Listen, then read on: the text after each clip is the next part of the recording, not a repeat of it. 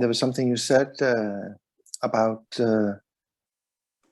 releasing Shakti from anger that sort of caught my interest. That sounds very interesting for me, and I wonder if you could say something more about that. Sure.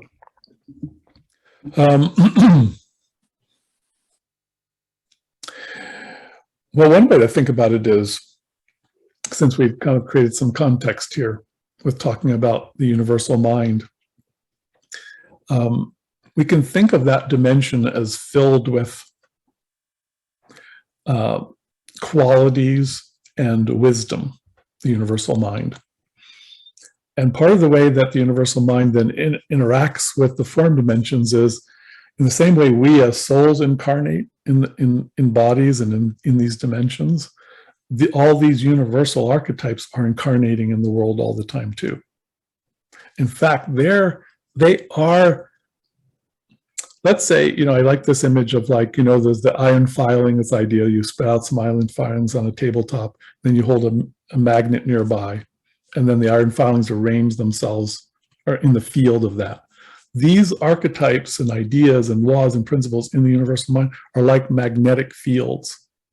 And so when they interact with form, they arrange things, forms. In fact, our bodies are arranged in a very intelligent, very sophisticated way.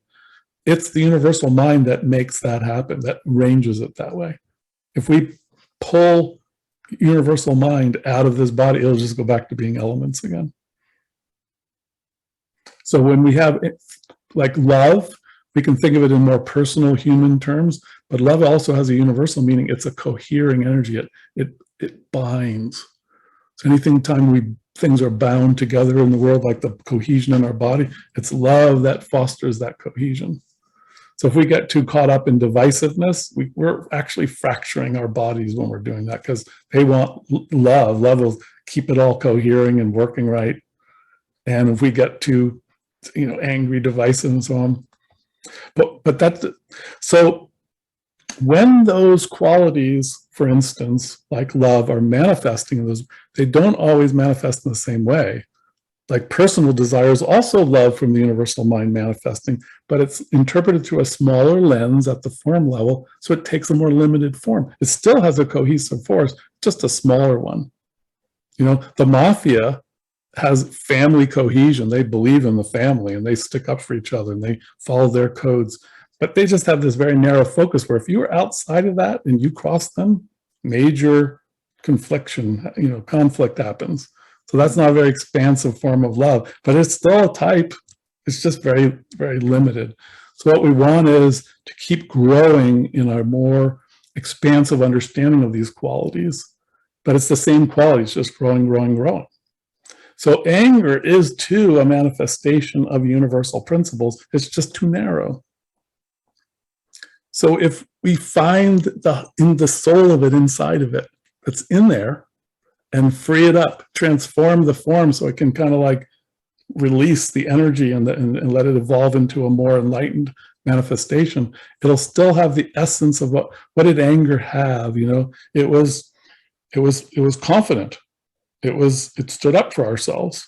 It was clear. It like when we're angry, we think we understand what's happening. We're confident. Oh, you violated me. It's very strong. Right? So we can harness those qualities. We just want them to be enlightened ones. We want them to be mixed with compassion and patience and wisdom. So we don't need to reject the anger. Then we lose that vitality that was hidden in it. But we don't want to just be angry either. We want to transform it into its spiritual version. That's why, like in Tibetan Buddhism, some of the deity, they have this whole pantheon of deities that you can work with to transform yourself. And some of them are called wrathful deities because they're, among other things, they're transformations of anger.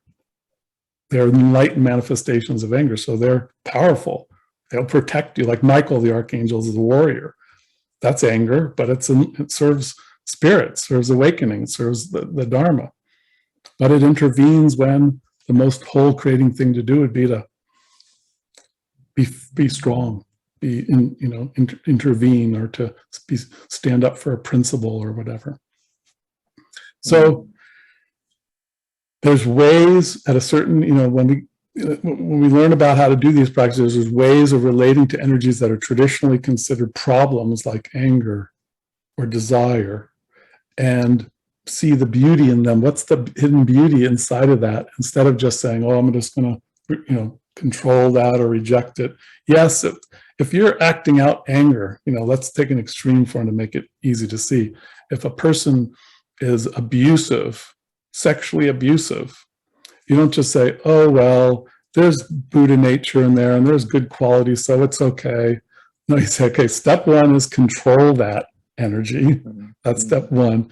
Then, once you've really gotten a handle on that, you have that wisdom and self-control, now you can be more loving and transformative towards that energy, and that will unlock its potential to be, invigorate you with those qualities.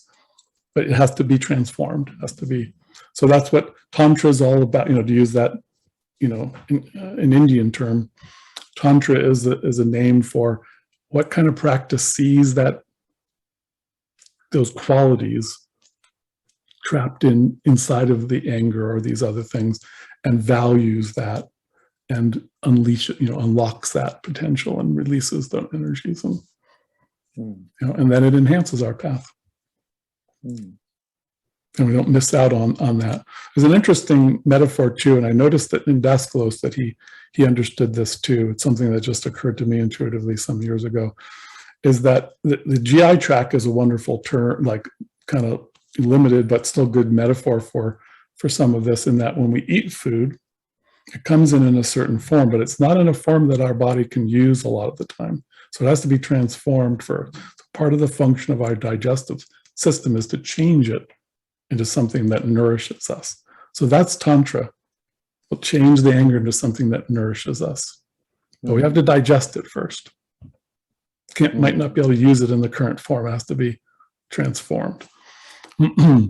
But also sometimes there's a wisdom of saying, I can't transform this either. It's either not meant to be transformed or I can't do it.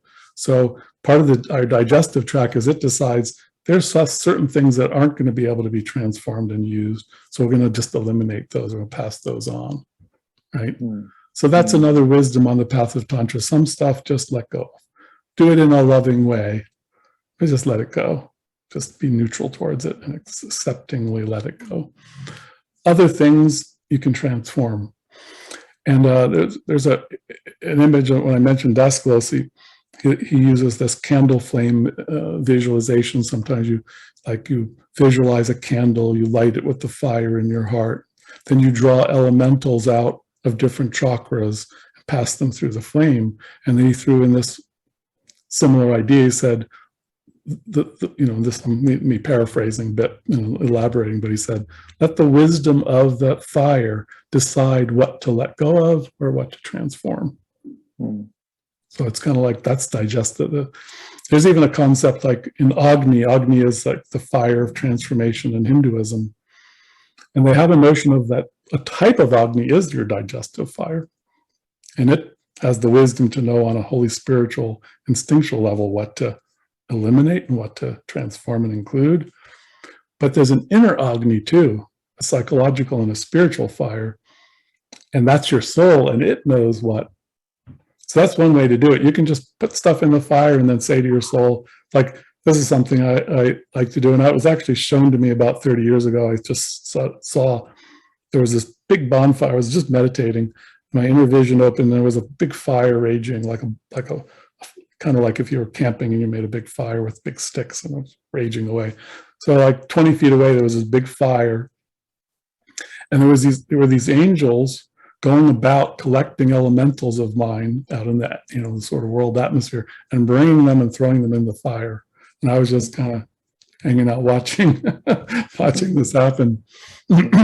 So that was something that just happened spontaneously, but you can do that. You can do that visualization, say, visualize a fire and then throw elementals into it. You don't have to see them or be skillful at it. You can just say, elementals are coming out of me and going into the fire, and then leave it up to the fire. Because when you do that, you're invoking both your own soul will enter into that fire and universal consciousness, the Christ logos, or however you want to think about that, the primordial Buddha.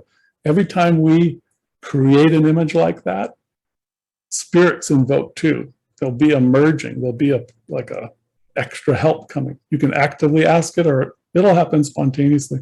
So that's in that fire, and just kind of give it to them and say, you decide what to do with this energy, whether to transform it or just sort of neutralize it.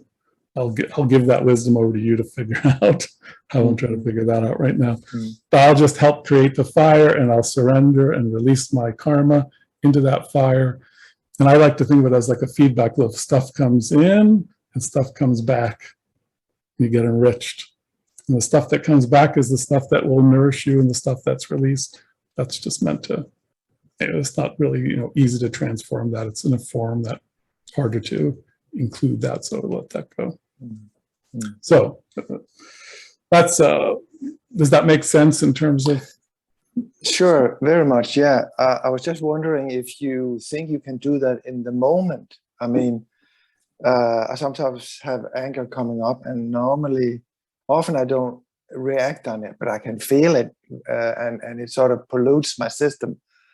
And it's hard to transform. It can be very hard to get rid of, actually. So yeah, sometimes I can, but sometimes I can't. And I wonder if you can sort of do these exercises you said here about taking the elementals and throwing them in the fire in the spur of the moment, or does it? We can. Yeah. Generally the most accessible practice for people, like I said, the first step is to contain or control. I like the control has a sort of stigma around it. It sounds a little repressive. So I often use other words like containment. Yeah. So instead of just, spewing it out, we contain it.